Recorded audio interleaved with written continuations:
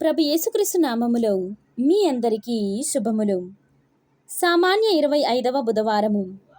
దేవుడు మనలను బానిసలనుగానే వదిలివేయలేదు. మొదటి పట్టణము ఎజ్రా గ్రంథము 9వ అధ్యాయము 5వ వచనము నుండి 9వ వచనం వరకు. సాయంకాల బలిని సమర్పించినప్పుడు నేను చతికిల పడియున్న తావు నుండి ఎట్టకేలకు పైకి లేచి తిని, ఆ చినిగిన బట్టలతోనే మోకాలుని చేతులు చాచి, ప్రభు, నీ ఎదుట తలెత్తుటకు కూడా నాకు సిగ్గుగానున్నది. మా పాపములు మా తలల కంటే ఎత్తుగా కుప్పలు పడియున్నవి. మా దోషరాశులు ఆకాశమంత ఎత్తుగానున్నవి. మా పితరుల కాలము నుండి మేము ఘోర పాతకములు చేసితిమి. మా అపరాధముల వలన మేము, మా రాజులు, మా యాజకులు అన్యజాతి రాజులకు చిక్కిపోయితిమి. వారు మమ్ము కత్తులతో పొడిచిరి, ప్రవాసమునకు కొనిపోయిరి. మా ఆస్తిపాస్తులను దోచుకొనిరి, మమ్ము అవమానపరచిరి. నేటికి మేము ఈ దురావస్థలోనే ఉన్నాము. ఇప్పుడు కొంతకాలము పాటు నీవు మమ్ము కరుణించితివి. నీ కృప వలన మా ఎందరు కొందరు ప్రవాసము నుండి బయటపడి నేడు ఈ పుణ్యభూమిలో వసించుచున్నారు.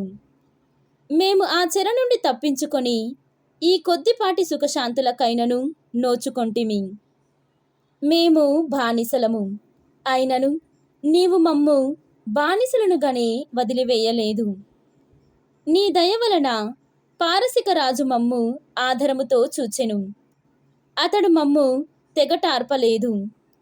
యెరూషలేమున శిథిలమై ఉన్న నీ దేవాలయమును మరలా కట్టుటకు, యూదా యెరూషలేము మండలములందు సురక్షితముగా వసించుటకును అతడు మాకు అనుమతినిచ్చెను. ఇది ప్రభువు వాక్కు. సర్వేశ్వరునికి వందనములు. భక్తి కీర్తనం. నిత్యుడైన ప్రభువునకు కీర్తి కలుగునుగాక.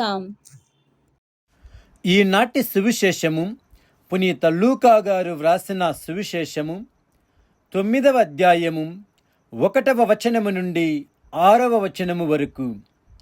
యేసు తన 12 శిష్యులను చెంతకు పిలిచి, దయ్యములను పారద్రోలుటకు, వ్యాధులను పోగొట్టుటకు వారికి శక్తిని, అధికారమును ఇచ్చెను.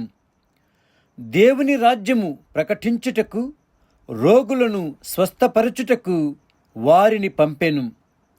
మీరు ప్రయాణము చేయునప్పుడు ఊతకర్రను, సంచిని గాని, రొట్టెను గాని, ధనమును గాని, 2 అంగీలను గాని తీసుకొని పోరాదు.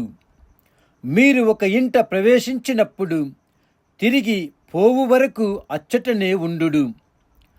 ఎవరు మిమ్ము ఆహ్వానింపరు ఆ పట్టణమును వీడిపోవునప్పుడు మీ పాదధూళిని అచ్చట విదిలించి పొండు అని యేసు వారికి ఉపదేశించెను. అంతట వారు వెళ్ళి గ్రామ గ్రామమున సువార్తను ప్రకటించుచు, రోగులను స్వస్థపరచుచు అంతటా పర్యటింపసాగిరి. ఇది క్రీస్తు సువిశేషము. క్రీస్తువా, మీకు స్తుతి కలుగునుగాక.